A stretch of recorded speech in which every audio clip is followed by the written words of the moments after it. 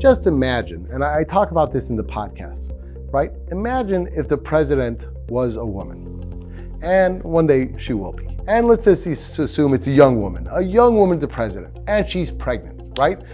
Right? That's exciting. The whole country would be following that pregnancy. Everybody would want to know, how's that baby doing? How often do you think the president of the United States who's pregnant would have an ultrasound? Do you think she'd have an ultrasound in the beginning of the pregnancy and maybe at the end if the baby's, not moving? She would have an ultrasound in the Oval Office. They would set up a room. She would have she'd have the best OB, and every week they would scan her baby to make sure, right? Because it would be pretty embarrassing for the whole country if they missed something, right? They're like, what kind of country is this? The first lady had a cervical insufficiency and nobody caught it, or the baby was growth restricted and nobody knew.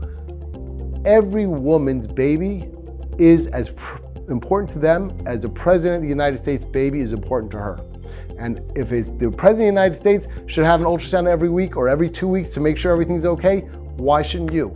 Your baby is just as important, has just as much potential as the first baby of the United States. So that's how we look at it. Every person here in this office is extremely important, and their baby could be that person that changes the whole world. And if they don't change the whole world, if they just make their mom happy by having a great life and having grandchildren, still good enough reason to go way out of our way and use every resource to make sure that pregnancy is healthy. And if there's a problem, catching it before it's too late.